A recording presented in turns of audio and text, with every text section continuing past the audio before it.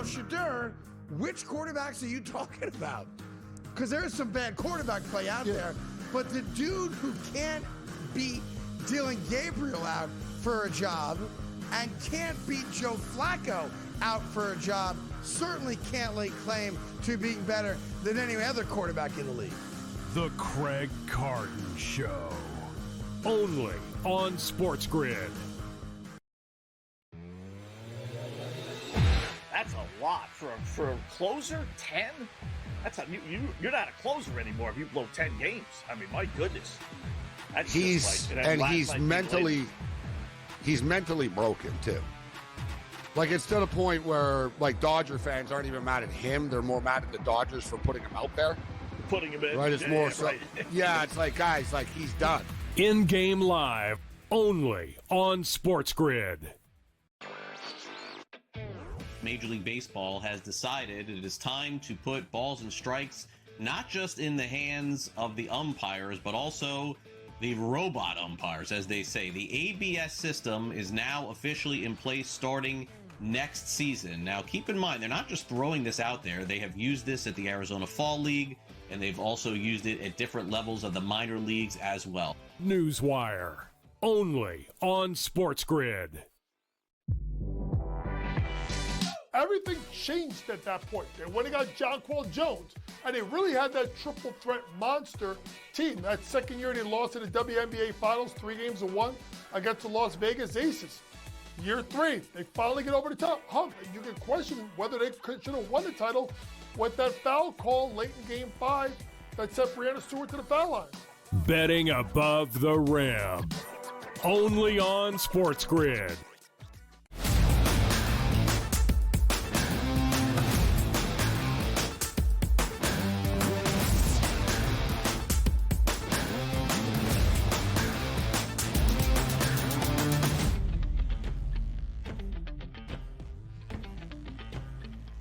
The energy is where it needs to be. It's the early line. It's what we do. We set the table for the SportsGrid day to make sure you have all the information and all the knowledge to apply it to games like Major League Baseball. There's 4 games today. It's a Major League Baseball smorgasbord that we're going to watch playoff baseball all throughout the day. And you know what's going to happen again, Joe Ranieri? Tomorrow, we're going to do it again with the same 4 baseball teams. And hopefully, we're going to do it all over on Thursday with the same 4 baseball teams in high leverage situations. Teams must play well or teams go home. And there's no better host to bring you that information than Donnie Rightside, Joe Ranieri, the SportsGrid Network, and the early line. It's our jobs, Joe. We take it serious. We do. Yeah, and listen, it's serious business here with this new wild card format and the series and having afternoon baseball now for at least 2 of the next 3 days. And a lot of questions still to be answered. And, you know, this is what, Aaron Judge 8th postseason, Donnie? He hasn't been great in any of them. It's like, at what point are we going to get Aaron Judge and finally to be Mr. October? We'll have to wait and see. By the way, like the MVP award, we always get it's a regular season award, but why can't we extend that into the playoffs, right? Like, you tell me if we go into the playoffs and Cal Raleigh goes 0 for 19 with 8 strikeouts, then he gets the MVP. It feels anticlimactic.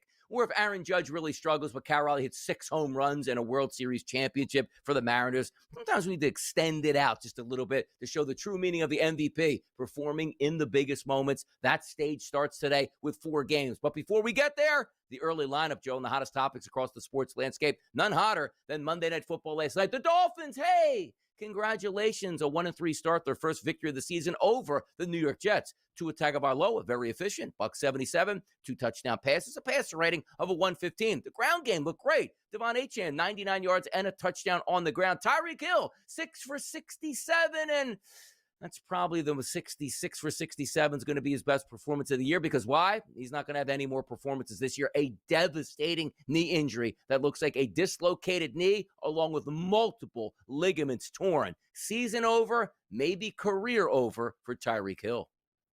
Yeah, I mean, all the things that made him one of the most dangerous receivers in the game, that is a long uphill battle, Donnie, to come back from. And, you know, he's not 22, 23 years old anymore. So you got to wonder what the future holds for him. And if I'm the Dolphins here, all right, so you staved off your coach's firing here another week, even though it wasn't good, even with Hill on the field. This is not a good football team here, Donnie, by any stretch of the imagination. You wonder, I don't know how much longer can the smoke and mirrors last now that you lost one of the biggest weapons you've ever had. Yeah, and I want to understand this too, like across the NFL landscape. We were expecting, like, let's just say, I mean, the Jets lost last night. Let's just say the Jets had won that game and Tyreek was still healthy.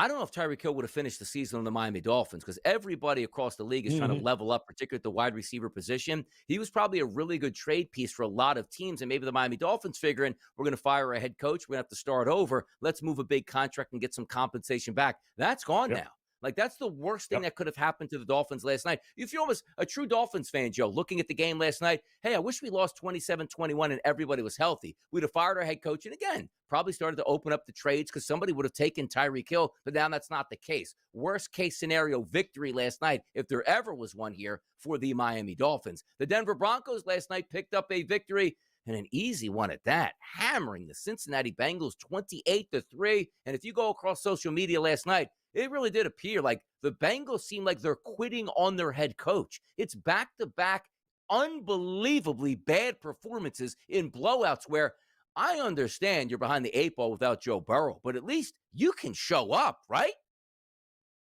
No, well, they're not. And it's quite honest. And you can see it, too. I mean, they kept cutting to, Jamar Chase there on the bench, and he was just, the look of disgust is unbelievable, Donnie. And it's not going to get any better because your offensive line is trash. And you can't run the ball. And if you can't run the ball, guess what defenses like Denver are going to do?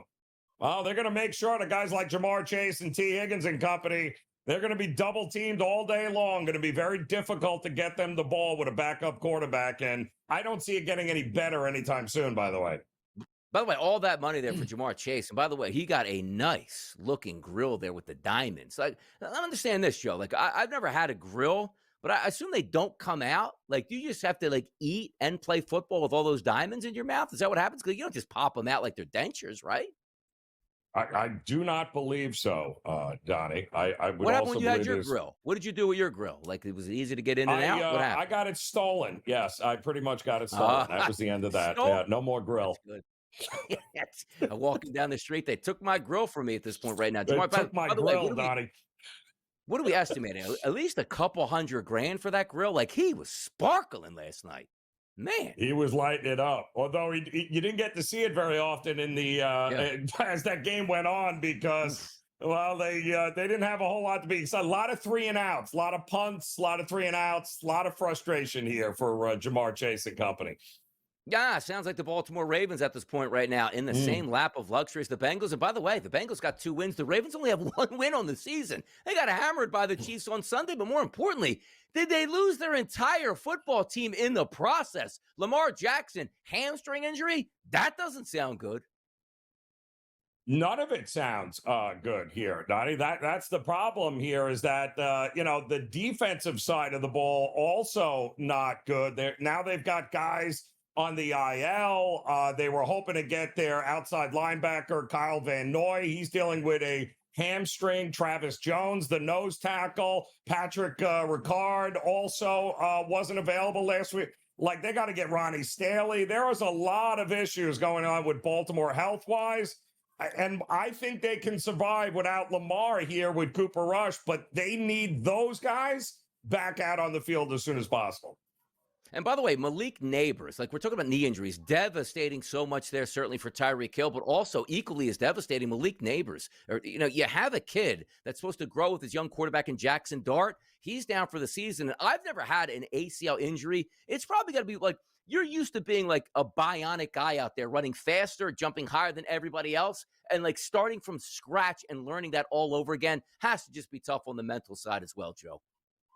Yeah, but, again, he's not the first young player to, unfortunately, have to, go through this. And you certainly want to do it. If you have to go through it, you want to make sure it's younger and not on the other side of 30 like Tyreek Hill here. So I have no doubt he will make a comeback. He'll be good. It's just unfortunate for the Giants organization and, of course, Jackson Dart here that they're going to have to just hit the pause button for a little while, but this could be a tremendous combination for years to come. How about Brock Purdy injured that big toe? Could keep him out Thursday night football. 49ers, could we be looking at a losing streak now? I mean, listen, burn the sage, Donnies, get the seance going. Like, how many between you and the Ravens? My goodness, how many more injuries can you go through? And now we don't even know if Purdy's going to play. And Mac Jones is already banged up. Bad to worse, Donnie, with the 49ers. Kevin Durant, it was picture day yesterday for the Houston Rockets. And he goes, yeah, we'd love to sign a contract for more money. Why not? Well, why not? I mean, they're paying a 50-year-old LeBron $50 million a year. Grab the money while you can, Durant. Absolutely. Bob Melvin grabbing some money here as he's pushed out his manager. Good thing those contracts, Joe, are guaranteed here. He'll be fine, but again, San Francisco looking for a new head man there. Buster Posey's running the show there, and he never hired Bob Melvin, so Buster will hire his own guy. Let's talk some college football. Florida State and Miami this weekend. Could have been bigger, but it's still big. Let's hit some college football talk next.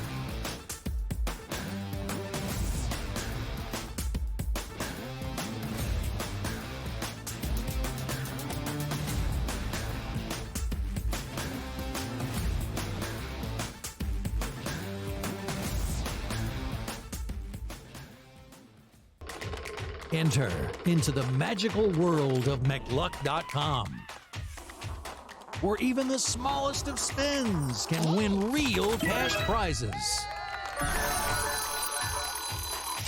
Adventure into over 1,000 of the best Vegas-style slot games. So what are you waiting for? Unlock your free welcome offer today.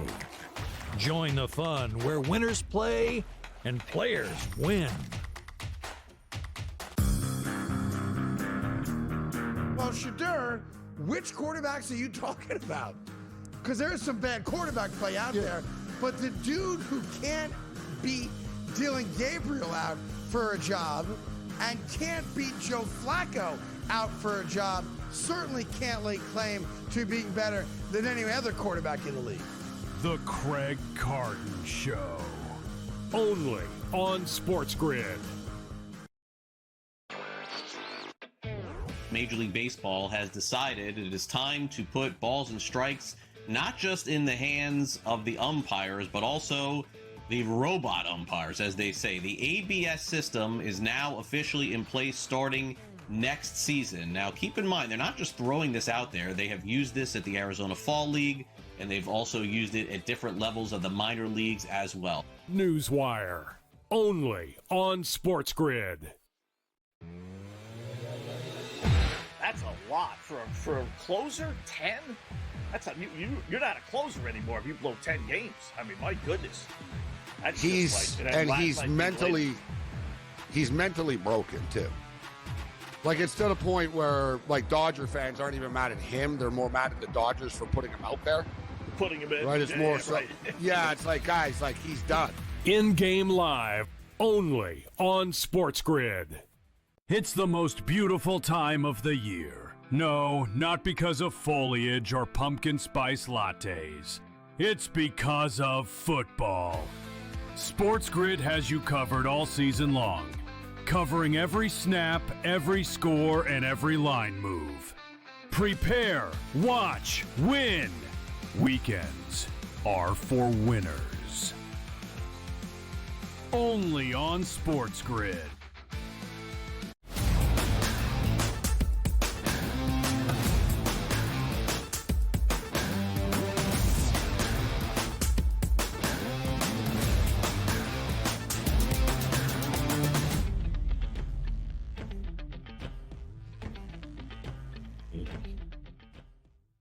College football, big week on deck here. Just had a couple big games this past weekend. Enjoyed them and had a lot of fun. And it's time to sort of reset the marketplace here. The AP poll, the top 25 for week 6. Number 1 football team, Joe Ranieri, in the country. It's Ohio State. Number 2 is Oregon.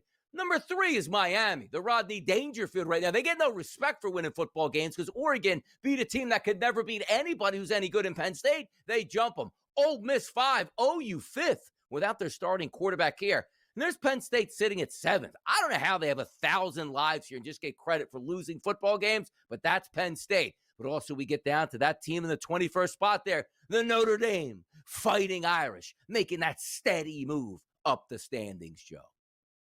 Yeah, this is all about what we thought it was going to be here, Donnie. You got Texas, Texas Tech just on the outside of the top 10 looking in. All of this will figure itself out here over the next couple of weeks because the games and the matchups, well, we're going to get tested here. It's unfortunate Penn State waited until, week 5 in order to be able to actually see if they could play or not. And waited till Oregon, and unfortunately that didn't work out. But if you're going to lose, losing in the first 5 or 6 weeks isn't the worst thing with how many playoff teams we have. But it's going to be interesting to see how they bounce back. Illinois bounced back well. We'll see what Penn State does here. But a lot of questions to be answered this week, no doubt. I'll tell you, a question is, how come the books don't understand how to price Heisman Trophy winners? Oh, look, Francisco Mendoza, fantastic. He's the favorite. He's no longer the favorite. He's at 14-1 now. Moore goes into Penn State, comes away with a victory, plus 650 price for him. Smith, the talented wide receiver, plus 950. And then you have Simpson, who had a big win down there in Sanford Stadium in Athens as Alabama knocked off Georgia. And then Carson Beck at a 10-1 price in Chambliss, who was a backup quarterback, now thrust into the Heisman conversation after a big win against LSU. Huge win against LSU there. And to have a backup quarterback like that is pretty fortunate there for Lane Kiffin and company. But again, you expect him offensively to be good. It's that defense of Ole Miss. Hats off. Very underrated here. We'll see if they can, make a move there in the SEC. Everybody should have a luxury of a backup quarterback as good as Chambliss. I mean, my goodness, man. The guy is guaranteed for like over 300 yards combined each and every week in a big-time performance there. I loved what I saw there. Ole Miss could be a team to tangle with down the stretch. Let's get a preview of some of these games that's coming up Saturday, Joe. Could have been bigger than what it is. Florida State was supposed to be a top 10 team, but got beat last week by Virginia on the road in a shootout that Joe Ranieri told you to take the over in that football game. So we're looking at Miami and Florida State, number 3 versus number 18. Miami, the road team, going in the Doak. Minus 4.5-point favorite for the Hurricanes in a total of 54.5. Yeah, this is, we're going to learn a little something about this Florida State team. This is another one to me, though, Donnie. I'm looking at this. How are we are we sweating out an under in this game? I don't think so. I think both teams are going to be able to put points up. And I think this is going to be one of those wild shootouts. I don't think it's going to be a rock fight. But ultimately, I think Miami's got the better team. Not an easy place to play, but Miami's got more talent on both sides of the ball. I think they'll just make a few more plays than Florida State, and that'll be good enough to get the road win. First time in history, Vandy and Alabama not playing each other, but playing each other while they're both ranked at this point. Anchored down, Commodores, as Vandy goes on the road. And I guess, look at this. I have the look-ahead line at FanDuel, 22.5. And now I see minus 10.5 across the board. Let me tell you something about college football. If Kalen DeBoer gets beat by, I don't care what Vanderbilt's record is or what their actual rank is, going to Tuscaloosa at Bryant-Denny and Vanderbilt beating Alabama, I don't know if Alabama will have a football program on Sunday morning, Joe.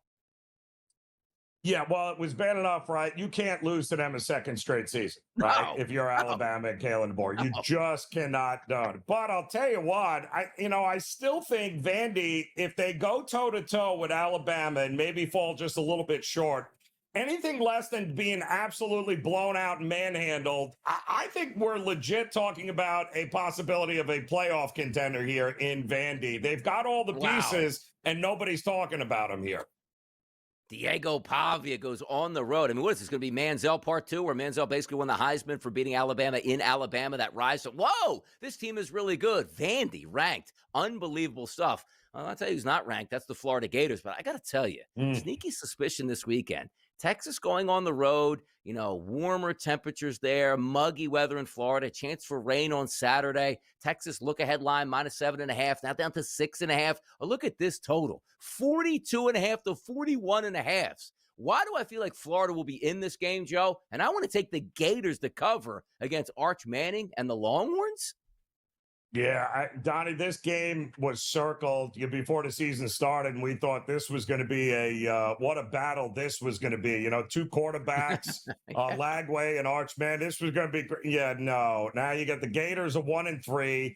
The offense is stuck in the mud. Their defense is the best part of this team, and the defense in the swamp is going to give Arch Manning a whole lot of problems. Keep in mind, too, by the way, Texas has not played a Power 4 school in, a month? So this is, say what you want, not an easy place to play. And that defense of Florida is going to give him all sorts of fits. But if you're Florida, if you're going to salvage this season, you got to win this game at home against Texas now. Hey, Joe, remember DJ Lagway was a front runner to win the Heisman a couple weeks ago? Yeah. Well, the football season actually happened at this point. Same thing with Notre Dame, left for dead at 0-2.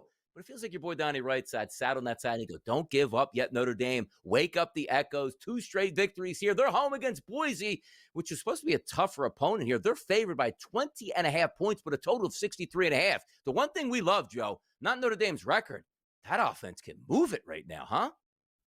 This is one of the best offenses Notre Dame has had in a very long time. The defense is down, but the offense is more than making up for it. I think they go scorched earth from here on out, Donnie. I think you're talking about 2 to 3 score victories across the board with this weak schedule that remains.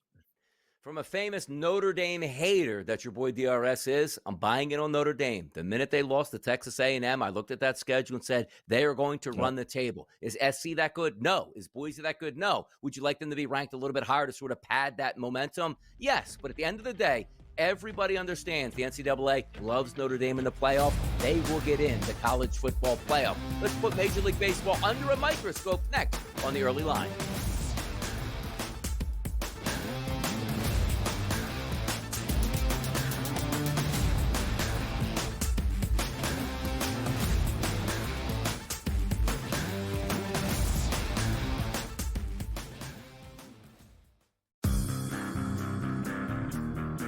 Shadur, which quarterbacks are you talking about?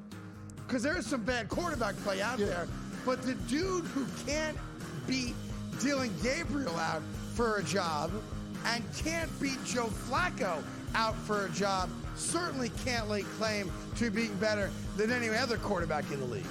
The Craig Carton Show. Only on SportsGrid. That's a lot for a closer. 10. That's you're not a closer anymore if you blow 10 games. I mean, my goodness. That's he's mentally broken too. Like, it's to the point where, like, Dodger fans aren't even mad at him; they're more mad at the Dodgers for putting him out there. Putting him in, right? It's more so. Right. Yeah, it's like, guys, like, he's done. In-game live, only on SportsGrid.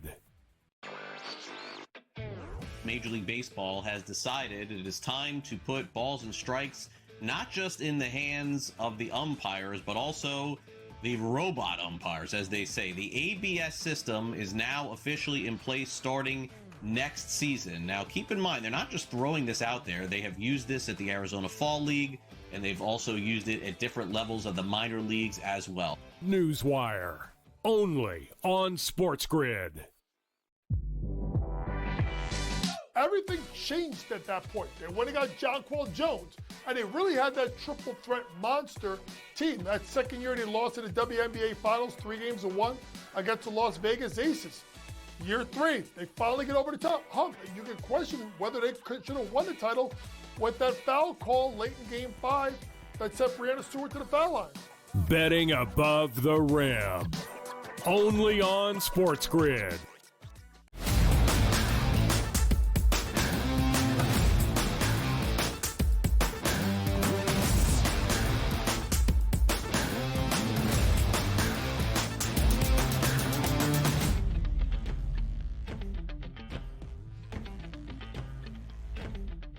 As Gene Hackman said in the movie Hoosiers, 4 Yes, there's 4 games today in Major League Baseball. 1 o'clock, 3 o'clock, 6 o'clock, 9 o'clock. Who doesn't love that? Who said, oh, no, I have to work. I can't miss. I'm going to miss Major League Baseball. Pull out your phone. Get your second screen experience right here on the SportsGrid Network. We got you covered all day long with that Major League Baseball action. But if we do put a focus here, Joe, and say under the microscope, the American League, the leaders in the clubhouse right now, at least odds-wise to win the pennant, the Mariners at a plus 200 price, followed by the Blue Jays plus 270. Well, that's easy. They're the 1 and 2 seeds here. They don't have to play in the wild card round. But in the wild card round, the heavy favorite is the Yankees at plus 330. So I want to ask you this question, Joe.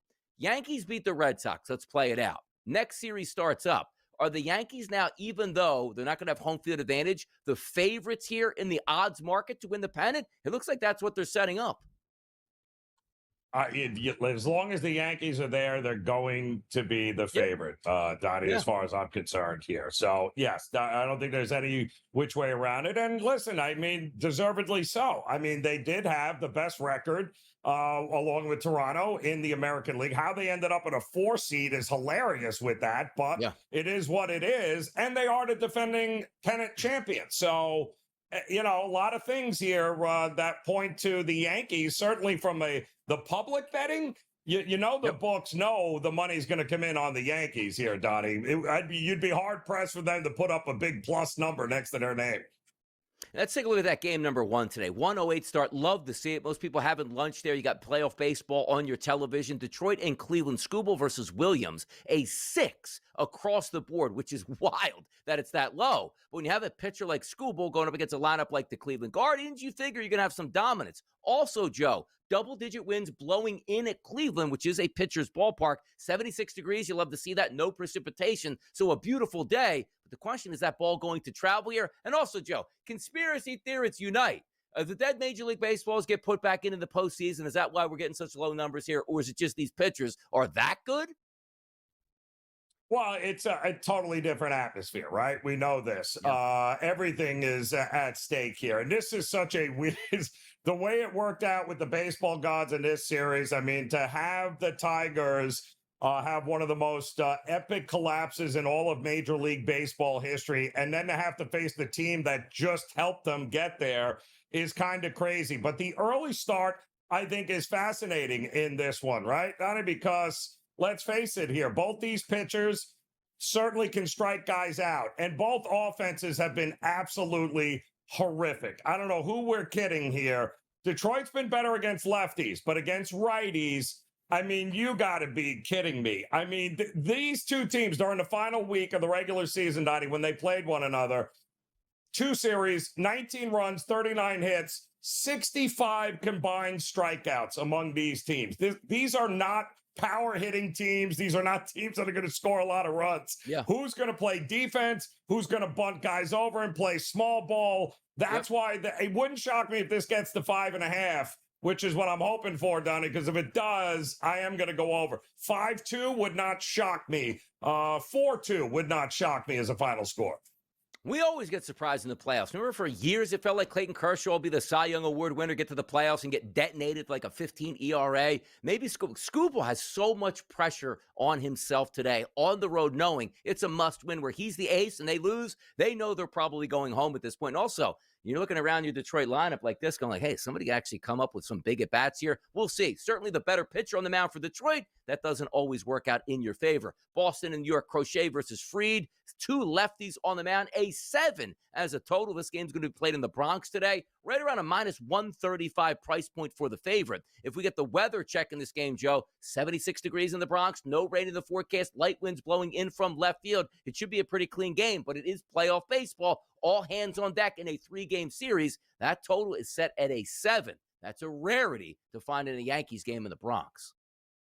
Yeah, it's interesting, too, because, again, baseball god's pretty funny, right? The Red Sox won 9 of the 13 regular season meetings between the two this year. And I believe it was a plus 15 in run differential over those games. However, down the stretch, yeah, boy, the Yankees are riding a pretty good streak heading in here, and they did handle their business, no doubt, down here in the final couple of weeks of the season. So they are a better hitting team on the road, Boston is.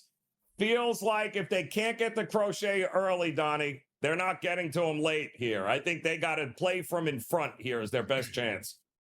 You know it. Keep the pressure on the other team. 4 games on the docket today. Major League Baseball. Make sure you're ready for 1:08 Eastern. We're going to talk more action next, which includes the NFL.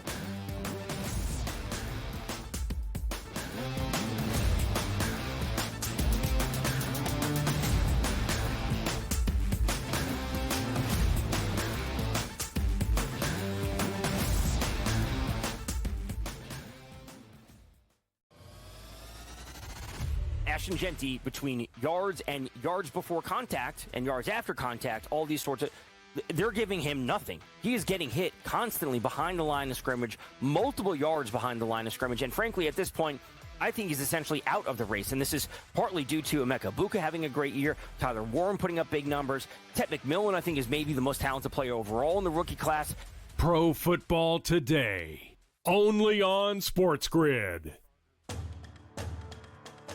The leader right now in the clubhouse in the odds market is Fernando Mendoza. College football purists, yep, absolutely know that guy. Fantastic. He's a great quarterback. Non-purists who are tuning in just for the biggest games, who is this guy, Joe, and how did he get here? He came from Cal. He's a mobile kid. He's big. He's about 6'3", about 220. He's a gutty kid and had a great performance for Kirk Signetti. SportsGrid's College Football Today. We're in a weird place with Trevor Lawrence. This was another one of these quote-unquote can't-miss generational quarterback prospects, right? Everybody was salivating over when he was a freshman winning national championships. And here we are, about 5 years later, looking at ourselves going, is it just time for Trevor Lawrence to get a change of venue or something? Like, what's got to give here? Hopefully this Liam Cohen offense starts to come together. Fantasy Sports Today, only on SportsGrid. It's the most beautiful time of the year. No, not because of foliage or pumpkin spice lattes. It's because of football. SportsGrid has you covered all season long, covering every snap, every score, and every line move. Prepare, watch, win. Weekends are for winners. Only on SportsGrid.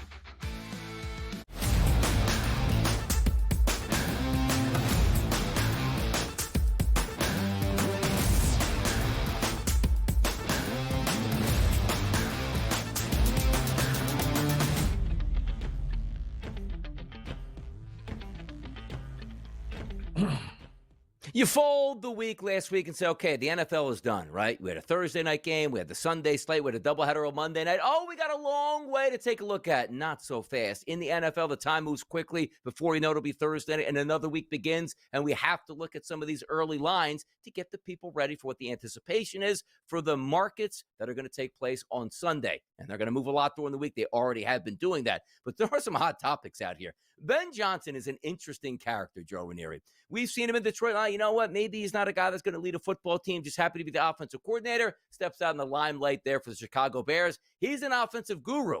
But he didn't like when his guru-ness was being contacted here. Why? Because Aditi Kinkhabwala asked him a question that he didn't really like all that much. He tried to clear it up. And, if you care to address this, I know there's been some buzz about your halftime exchange. Can you relay how you interpreted that conversation? Yeah, in the moment, I honestly, I didn't think too much of it. I'm kind of in game mode. But then when I look back at it, I am a little bit disappointed with what that looks like. I didn't hear very well, and that's not an excuse. But when I thought I heard that it was not a question, but that I needed to make some changes, I didn't take that very well. So I'll do a better job with those going forward. Yeah, I love it. That is fantastic because, as a coach, like he's already like running hot on the sidelines. Things aren't going your way. And the mic in your face, like what I heard was, you better change your offense out there. It's in the heat of the moment. Those interviews don't need to take place, Joe, but they do. And sometimes they can give you that type of gold. Yes, and again, there's something to be said for we're moving on to Cincinnati. There is the less you say, maybe sometimes the better here. But listen, first time head coach, young guy, spotlights on him. I'm willing to give him a pass, but that won't be the last time. There are going to be an awful lot of comments and questions about his offense with Caleb Williams under center. Like, we're not slighting the reporters in any mention, but it's like if Bill Belichick grabs you by the hand, is like, hey, you better change your offense in the second half. Ben Johnson goes, maybe I should. But a female, male, whoever reported on the sidelines, like, hey, by the way, I think your offense stinks out here. You're probably gonna get pissed off if that's what you think you heard at that point. But Ben Johnson tried to clear it up. We all know many people would have said what he said exactly. Like, I'm getting beat right now, and you're telling me I need to change my offense right now at this point. Good stuff as it handles. But we like truth and honesty. We do. Ben Johnson was just being honest at this point. How about Cam Ward? He's used to winning football games. They're 0-4. Here's what Cam Ward had to say after being 0-4 right after the game. I mean, if we keeping the buck right now, we ass. So we 0-4. We have, at this point, we got nothing to lose. We dropped a quarter of our games, and we've yet to do anything. So we have to lock in. Especially myself on the offensive line, from the defensive line, from the special teams to all three faces. We have to play together. We have not played together this year yet. And that's just something that, we want to preach about it every day. Every day we got to do better. And we're doing that, but it has to show up on Sundays. It hasn't showed up yet. But firing general managers, hiring coaches here, drafting #1 picks. Love it, absolutely. You look at the Jets and say, well, at least you actually have some fun a little bit if you watch the Jets. Like, okay, they're moving the football. The Titans are brutal, and they're brutal on the eyes. Like, all you want, Joe, right? As you said, our defense stinks, but Cam Ward looks like he's going to be a good quarterback. Not a single facet of football looks good for the Titans, and that's a problem. Remember a couple seasons ago when the owner, remember how she couldn't wait to push Vrabel out the door? Yeah. Couldn't wait to push him out the door here because because they didn't like his attitude very much because he had a lot to say about like guys like Will Levis who he wanted nothing to do with, and then you pushed him out and now he's lighting teams up over there in New England. Shocker. And you're stuck with a guy that can't seem to call plays. He relinquished those duties. He's going to get your young franchise quarterback absolutely killed before it's all said and done. So, yeah, things are going swell in Tennessee. But like usually, Donnie, these billionaire owners, the chance of them actually taking responsibility, like, oh, we might have made a mistake, probably slim to none here. You're absolutely right about that. Can you imagine the story of the NFL where it's like, let's just take a look at the PGA Tour, right? Hey, you have 60 golfers in a tournament. If you perform poorly and don't make the cut, you don't get paid. Can you imagine an NFL landscape, Joe? We have 32 football teams, and you say, okay, the top 16 football teams that have the best record, they get all of the TV money. The bottom 16, they get no money whatsoever. How would you take a look at a difference in this organization where you can fumble around and be horrendous at your job? Case in point, Daniel Snyder ruined the Commanders/Redskins franchise for so many years and still said, hey, I bought it for $1 billion, sold it for $6.5 billion. There is no financial penalty for being inept as an owner in the NFL, and that's never going to change. It's just the way it is. Now, we talk about money in the NFL, Joe. There's a lot of money being made overseas where you play football games there. Ooh, we're sending them a stinker this weekend, 9:30 a.m., Cleveland and Minnesota. Wentz still staying over there. Hey, look, second time is a charm at this point. We lost the first game. Let's stay over here and win the second game. Cleveland, Minnesota, snooze fest on Sunday morning. Look at what's going on here with this total.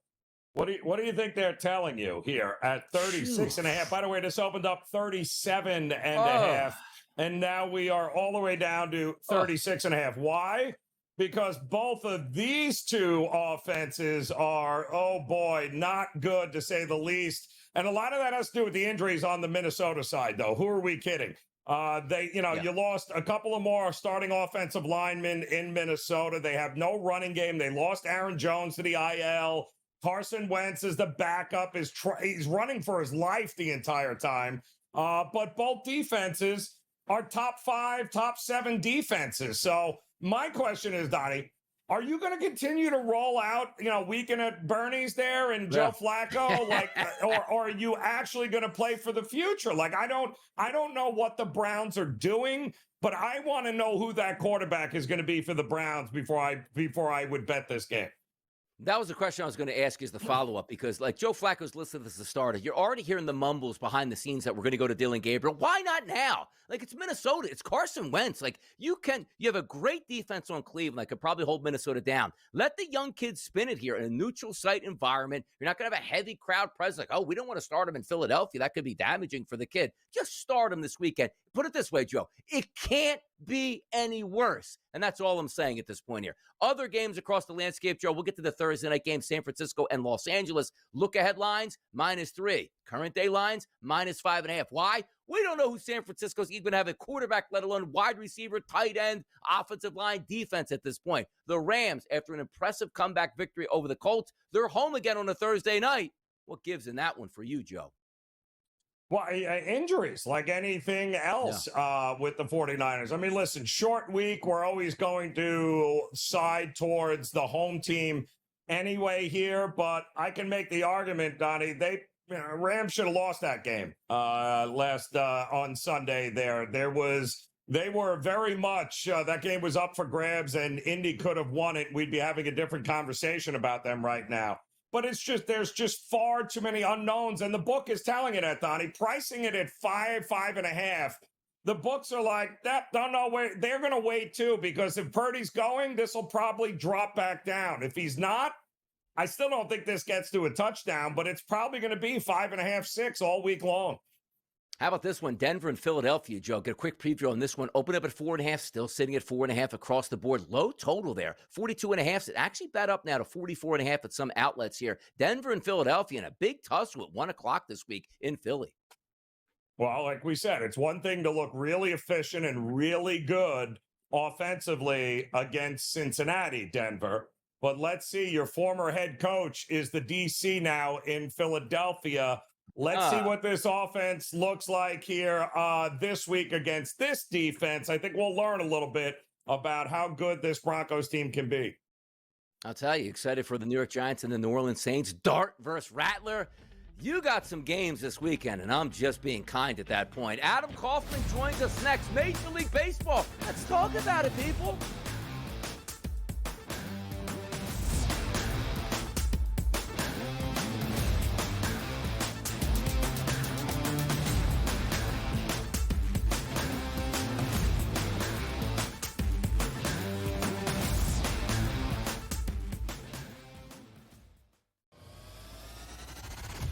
And Genti, between yards and yards before contact and yards after contact, all these sorts of, they're giving him nothing. He is getting hit constantly behind the line of scrimmage, multiple yards behind the line of scrimmage, and frankly, at this point, I think he's essentially out of the race, and this is partly due to Emeka Buka having a great year, Tyler Warren putting up big numbers, Ted McMillan, I think, is maybe the most talented player overall in the rookie class.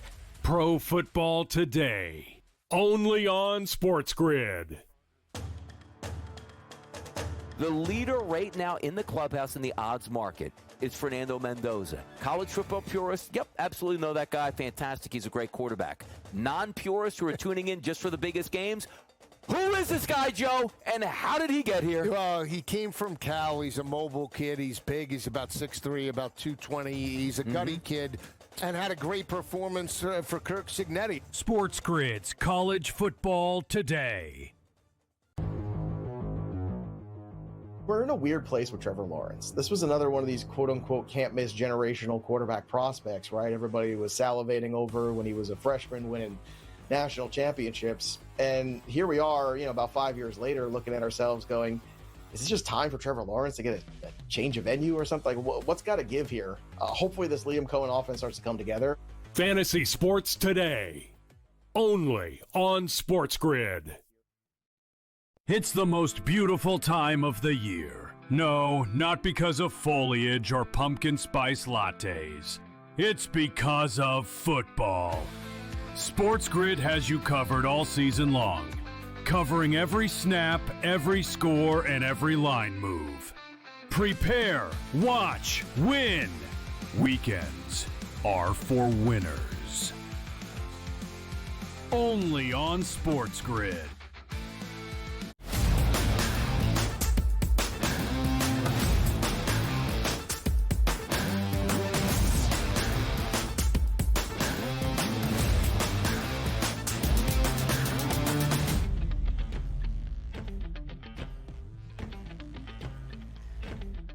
might be thinking, well, it's a Tuesday. There's not much going on in the sports landscape. What are we going to do? College football, not till this weekend. The NFL doesn't kick off until Thursday. We got baseball, people. Wake up this morning. It's Donnie Rightside, it's Joe Ranieri, and Adam Kaufman waking us up with the energy that we need for 4 playoff games today in Major League Baseball, and their afternoon action starts. Love it, Adam. I know you love it. Come on now.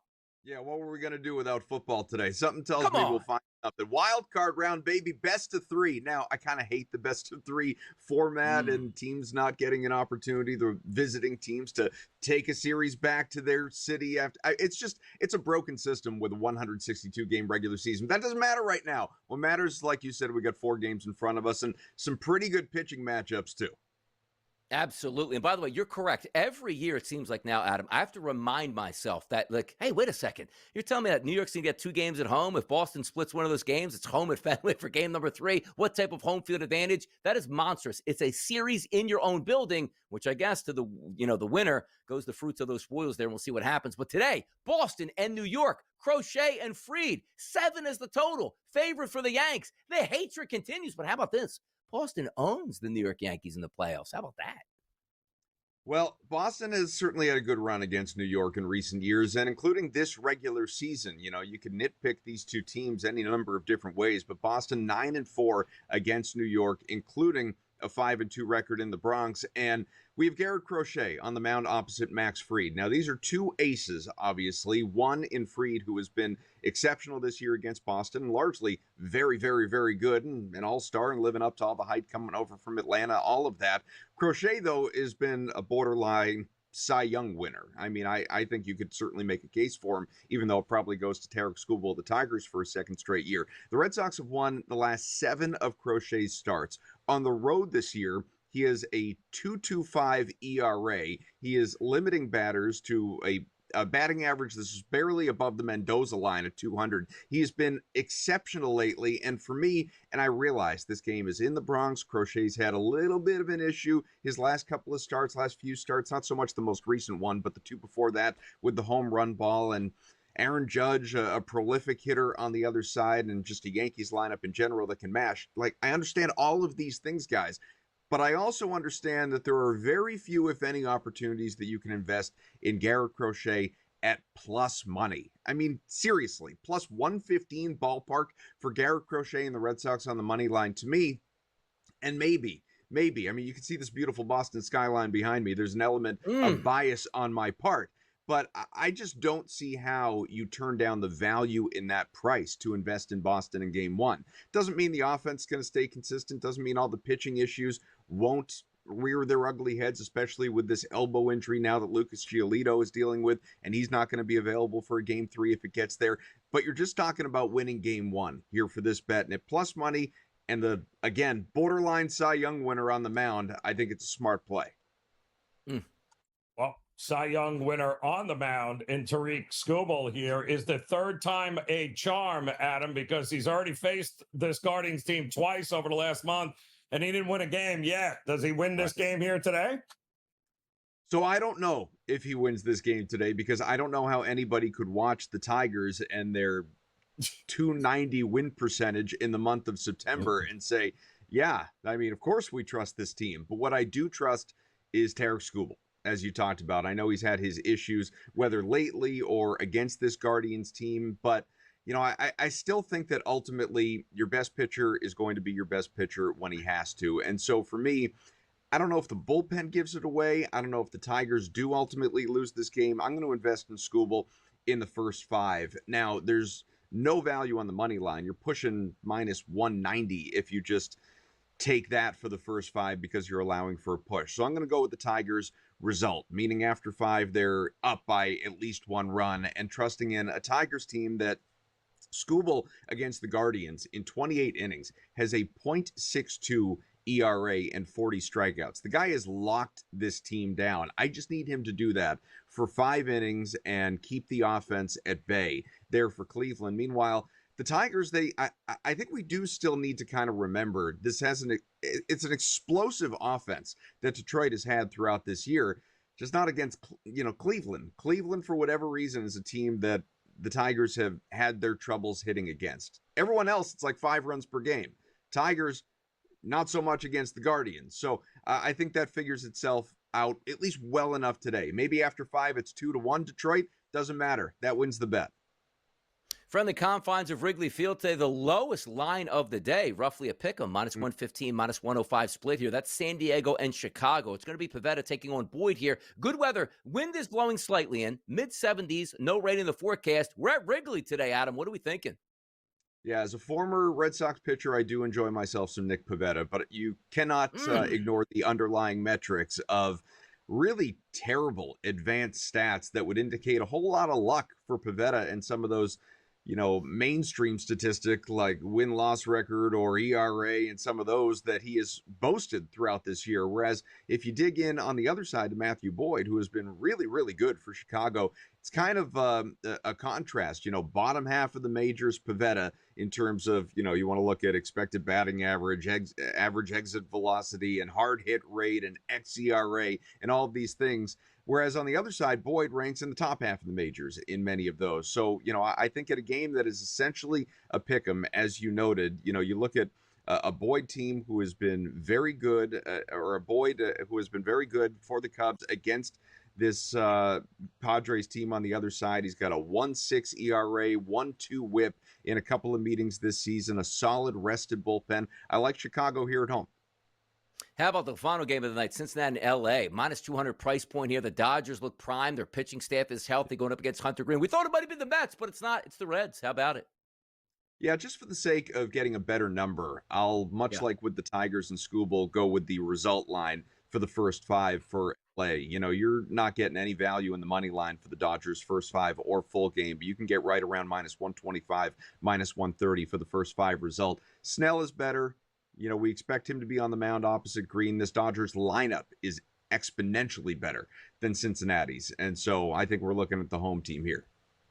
How about that? Adam Kaufman, he's ready for afternoon baseball. Are you ready for afternoon baseball? Adam, thanks for joining us once again on the early line. Bringing that energy. We're ready for Major League Baseball, people. Joe and Donnie will close it down next.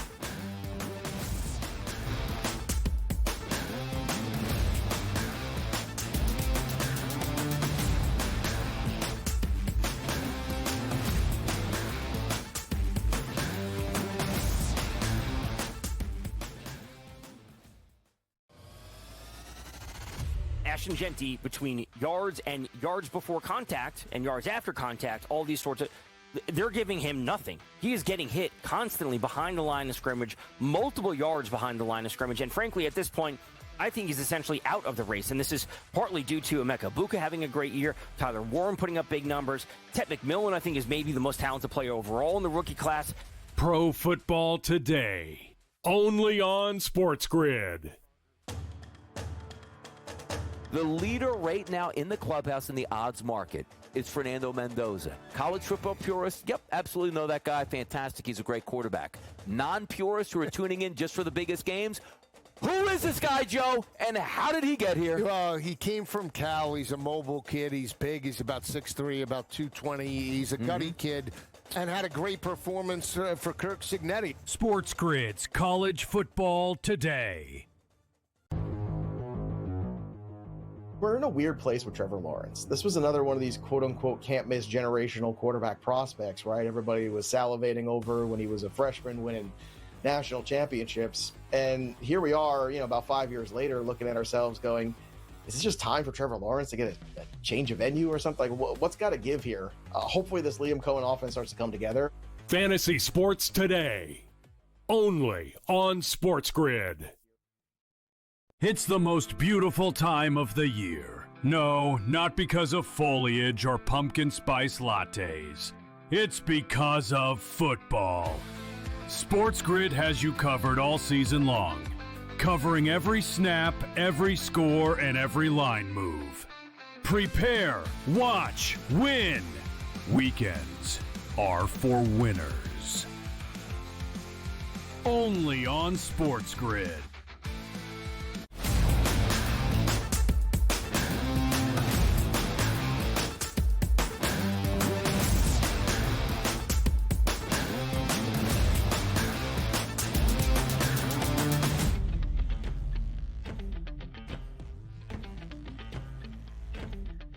I love it. I love it. I love it. Why do I love it? We're going to give out some best bets. Joe came up big last night. I took a running back that got over 100 yards but didn't hit pay dirt yesterday, so I'm looking for a bounce back. We'll get to that in just a few moments with bye. But I love the fact that Major League Baseball is on this afternoon. You can sit back, you can relax, but also understand this. Make sure you're watching the SportsGrid Network all throughout the day. We're going to keep you up to date on all the latest, and you know that's what we do on the early line, setting the stage, opening up that paper and saying, let me read this. Look, what's Joe saying? What's Donnie Rightside saying? That's what we give you here. But now's the time of the show where we like to reach out to the public, and we want to know what they think. Here's our Fade the Public poll.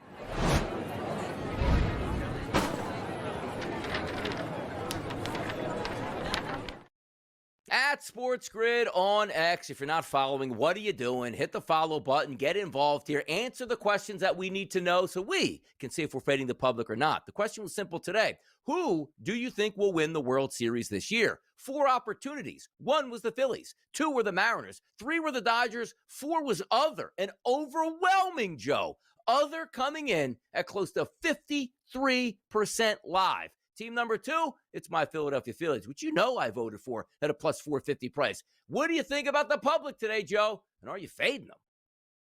Well, I like their odds because they have a few other teams in that other category that can pull it out here. But it really all depends. Do you think it's National League or the American League that is going to win it all here, Donnie? If it's the National League, Phillies very much capable. I would stick with the other because I think there's a few teams, including the Brewers, that might be representing the National League in the World Series for sure. How about that? Let's go fighting Phillies today. But again, the Phillies, they're going to sit this one out. Mariners will sit this one out, waiting for this weekend's baseball action, which is absolutely fantastic. I can't wait. It's Red October in Philadelphia. But before we get there, we're going to watch some really nice high-leverage situations. And the only thing I can ask for, Joe, as a fan, you sit back and you watch Tuesday. It's great. Wednesday is great. Give me at least 2 games on Thursday. Give me game number 3's all hands on deck. Give me at least 2 of those, and we'll certainly be watching that, no doubt about it. But, Joe, now it's time to get the people what they need. That's dollars in their back pocket. Here's bye.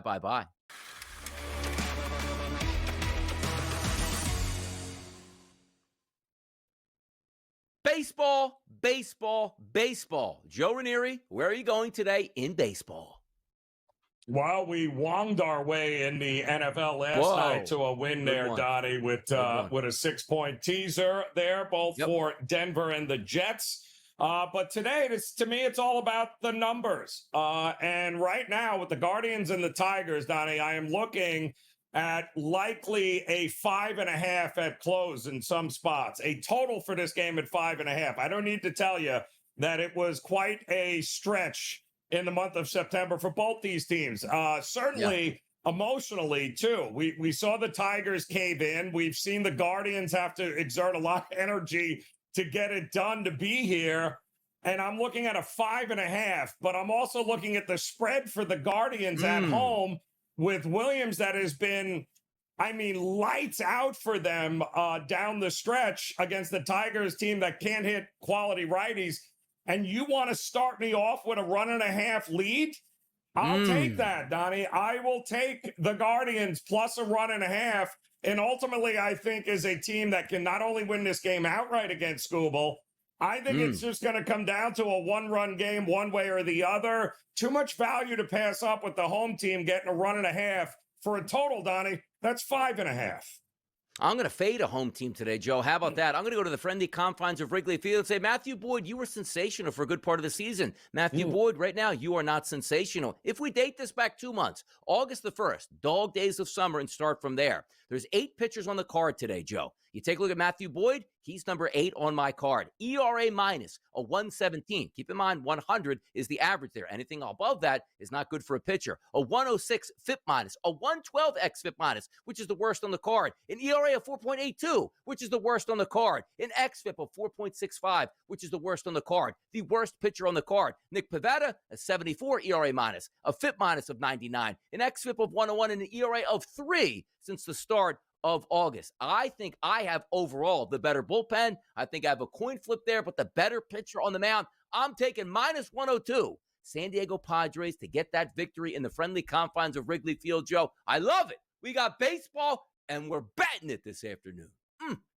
You gotta love it here, Donnie. 4 series, and I think one has got a really good chance of going 3 games. That tells you a lot right there. I'll tell you what tells you even more, Joe. You bet a 1 o'clock game, I bet a 3:08. You got money in your pocket before dinner. Pizza's on the house tonight. Thanks for tuning into the early line. We'll see you bright and early again tomorrow morning.